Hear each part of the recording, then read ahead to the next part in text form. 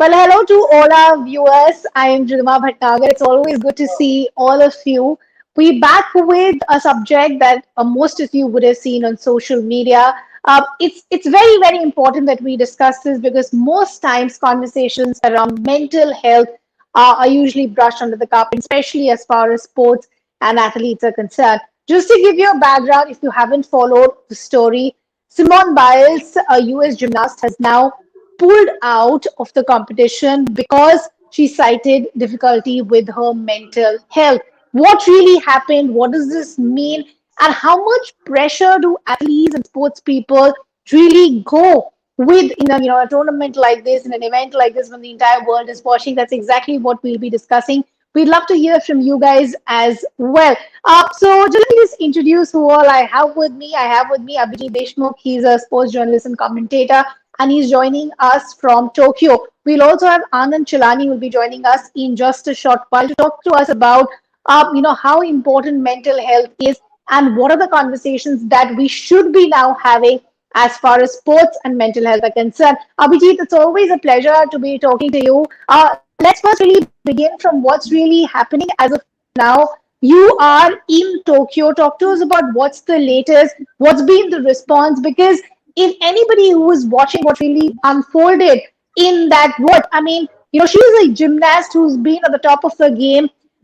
We saw the reaction on her face. It showed something was not right. She went back to her coaches. They hugged. There were tears as well. What was the reaction? Were they surprised? Did they see this coming? Yeah, I mean, look, Ridhima, Biles is a global icon of the sports. I mean, I was there at the Rio Olympics when she won the gold at the pole vault, which eventually was the event of Deepaka Makar, where she finished fourth. And that was the time when she arrived at the world level. After that, she went on to win 25 medals at the World Championship, and at the Rio Olympics, 5 medals and the 25 medals. So you can imagine how a global icon she has become. And when yesterday it was announced like she's not going to be part of the team event of USA, Hmm. everyone was shocked. Yes, I mean, how does it happen? Yeah. Because the bar has been raised so high by Simone Biles, and everyone is expecting like at Tokyo she will win more Hmm. medals. But to the surprise, it was very shocking. And the USA team, they won the silver medal behind Russia, so that's she's awarded the silver Hmm. medal as well because she was what, but she didn't took part in the finals. But now she also has to be in the individual. But now the latest information is coming that she's also going to back out from the all individual event. So it's very Oh. surprising, and the mental health what these athletes has to go through, and especially in the time of the pandemic, it's very surprising. I was at the press conference where the Simone Biles is happening. She's feeling like she's carrying the weight of the entire world on her shoulders, and Yeah. to go through all this process, it's extremely difficult. It's not only for the And athletes. exactly. Absolutely, Abhijit. It's not just for the athletes, for the entire support staff and the team as well. And that's why it's very important for us to have these discussions that we see these players and athletes as not just players and athletes, but as people first who could be having these tough times, who could be, going through a tough phase, and but they still have to put up with so much. Anand is also with us now. Anand, as I said, the reason I wanted to have this conversation was because usually these conversations are brushed under the carpet. We don't want to talk about it openly. It's seen as a taboo. It's seen as a sign of weakness. And that's why we see a lot of these sports players not want to talk about it. But kudos to Simone Biles, Naomi Osaka, something similar happened. And the kind of support that she's got from the sporting fraternity as well. I want to talk to you about, since you interact with so many players and athletes from different backgrounds, talk to us about the challenges that they go through, especially when there is always so much pressure to be performing well, to be getting that medal, that laurel, while the world is watching you. That's a great question. I think there are two things. One of the reasons we don't talk about it is crazy to me, because if an athlete is physically not well, we say, oh, it's okay, and it's okay to share about that. But if they're mentally not well, there's a taboo against Yeah. that. And health is health, whether it be physical health or mental health. And I think I have such respect for Simone on this, in terms of the courage I mean, like we were saying, for someone who's considered the greatest of all time, one of the greatest athletes there is, to come forward and say this is truly inspiring. And we've got so many examples of this now, right? Virat Kohli has come out as being depressed in Yeah. a certain phase of his life. Abhinav Bindra, my dear friend, the day after winning the gold medal in the Olympics, was sitting there with the gold disc and feeling bad. Michael Phelps has been depressed and suicidal, one of the greatest, decorated athletes of all time. So why does this happen to athletes? One word: expectations. Yeah. We have high expectations is the reason why our happiness with ourselves gets taken away. And the work I do, we've all been trained to become what I call achievers, which is that success makes us feel happy with life. Actually, to quote Abhinav, my dear friend, happiness is our gold. And actually, if we focus on happiness, if we make mental health the foundation of success rather than the byproduct of it, we can actually be successful and sustain success. Yes. And what these athletes go through is expectations. Now, the world may have expectations of them, and that's a lot of pressure. Yes. Their own expectations of themselves, and the more you achieve, the higher expectations go. Anna, that's very interesting that you're saying that one word is expectation. I also think it has a lot to do with our conditioning, right? As I said, we equate strengths to the kind of physical experience and the responses that we give, whether we're in the best of mental health or not. Thus, isn't it then time, because we're having these conversations, we are in 2021, that we also look at overall in terms of how we prepare these athletes? If you can have a coach who can look after your physical injuries, why not have somebody either on the board or with the team who can be either a therapist or someone you can consult with, just to vent out and talk about where your mental health is? Well, I think there's two things to add to that. You mentioned stress. Stress, people don't realize this. Stress is actually a sign that you're not happy with yourself. And actually, it's a sign. If you're feeling pressure and tight, it's very simple. Anyone watching this, if you feel tight and pressure inside, there's some tension inside of you, and you're not happy with yourself. If you're feeling light and relaxed and at ease and with energy, then you are happy with yourself. And an athlete needs to be relaxed when they're out there. If they're tight and stressed, they're not going to be feeling at their best. And I agree with you that we need to look at giving the support system to them. I mean, to me, it's crazy that every team that goes to represent their country, in my opinion, they have 4 masseuses there, but no Exactly mental my health. point. Yeah. And they absolutely need to have someone like that. And I think also, sorry, Riddhima, I think we need to also look at the root. The root is our education system. We need to train children from the beginning to place importance on their mental health. It's all well going to school and getting grade and getting an A or 100 points on a test. But if that's going to cost you your mental health, success without happiness is failure to me. Absolutely. That's why I said probably it's time that we also look at conditioning in the way we raise our children, we raise our sports people, our athletes, but everything is just about physical strength. Abhijit, I want to come back to you because the reason we're talking about this, because it's someone like Simone Biles, is probably, and unfortunately, I have to say this, if it was a lesser known player, probably these conversations wouldn't have been happening. And that's why the kind of support she gets from somebody like Michael Phelps or the other people from the sporting fraternity, it also opens up ways for many others who could be battling the same but just didn't have the courage to do so. Because somebody at the top of the game can step back and say, this is not the time for me to focus on a medal but my mental health, then others can follow as well. Yeah, I mean, I just was at the rowing venue today where our Indian, very less known athletes, Arvind Singh and Arjun Lal Bhatt was there.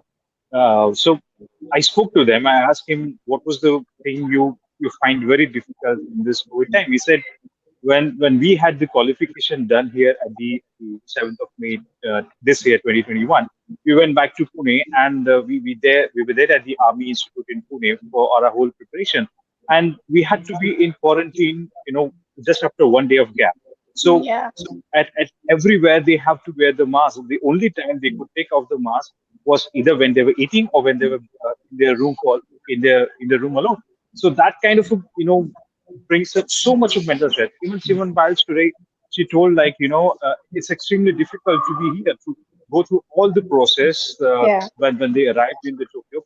And everyone is aware, like in several part of USA, you're not wearing masks. So that kind of Hmm. add the extra pressure to the athletes. And because Simone, she has raised her bar so high, and people are expecting Hmm. so much. What she has won 5 medals at the Rio. Now, how much she's going to do at Tokyo? And I just give you one example. I mean, it is not now that the mental health has started. I would take example of Bjorn Borg, the tennis legend. Back away in 1982, he was just 26 old, and he Yeah. has won by that time 11 Grand Slams. So imagine he had to take retirement during that time, and Yeah. there was not much of media what we have right now, and all the expectation were not there. But imagine at that point of time, he also felt that pressure, and he quit the tennis, although he was back in 1991. Yeah. But then he was not in the same form, and it can happen to every, as Anand Ab- mentioned, it happens to Absolutely. cricketer, everyone. as I as I said, and this is something I had just cannot say enough. Like you Yes. sprain your ankle or you have a fracture, it's as common and as normal as people would like to say, going through a difficult time with your mental health as well. But Anand, I want to take this to you. As we said, a conditioning, especially in India, has been such, where the minute you talk about mental health, the response that you get from society, family, and friends is, it's probably a phase. It's okay. You get through it. Let's not talk about it openly. We don't know what people will say. Is that one of the biggest reasons why we don't see enough people coming forward and really talking about, their struggles and challenges until the time a celebrity does it? What about the other lesser known people? They go through these struggles almost every day. Absolutely, because we're human beings, right? And I agree with you. And that's the challenge we have, is that we make it such a taboo thing because we have labeled someone who's mentally unhealthy as they're incompetent, as there's Yeah. something wrong with them, and they're not incompetent. So for a person who's physically, unwell, people give them sympathy, people give them support, people encourage them. It's the same with mental health. People need the same level of support, the same level of empathy, the same level of guidance to really be healthy. And there's three things: there's mental health, there's mental fitness, and there's mental strength. And I think we confuse them. We think, unfortunately, we think a player is mentally strong if they push emotion down and now Yeah. they're strong. I'm sorry, that does not make you mentally strong. That makes you mentally a coward. To me, it's courageous to go inside and say, I'm not feeling great, and now let me handle it. To me, Simone, I know she's an Olympic decorated athlete, gold medalist. To me, today, she's a champ. She leaves the Olympics a champion. She's a Absolutely. Yeah. mental health champion. And she's a great team Absolutely. player, I would say, Yeah. because Absolutely. when Yeah. yeah, Yeah, when Vijay, when go ahead. when she told, like, after the first pole vault she didn't felt well. She was actually trying to take a 2.5, 2.5, a split rather, but she was not able to do that. And when she landed, everyone realized like there's some problem. She went Yeah. out to her physio, and then she realized she will not be in the position to compete at the final. So she backed out, and then she said, sometimes sitting on the bench is also a great Yeah. example to being a And team the player. fact I that don't she know. continued Yeah, to be there, she cheered on to her team. She said, I did Absolutely. not want my mental health yeah, to yeah, have a negative absolutely. impact on my team members. Yeah, To Ex- decide when to put the team in front of your own personal aspiration, I think that's the biggest strength of a player like someone like Simone Biles. Abhijit, would you agree? yeah, yeah, yeah, absolutely. I mean, look at what I mean. See, there are 100 of athletes from USA that's going to win medals here, Yeah. and it wouldn't have affected that much the medal tally. But she put her team, her nation Yeah. in front of herself, and that just shows how strong character she is.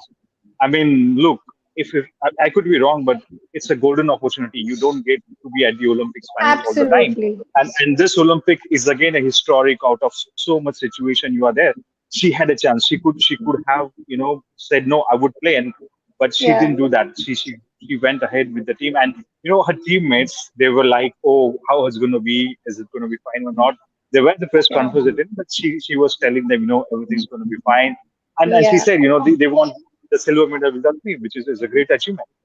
I Yeah. absolutely agree. I am running out of time. Anand, final words to you. What would your suggestion be to sporting competitions and organizers? How could we have a more holistic approach to the way we look at sports and not just restrict them in the boxes that we know currently?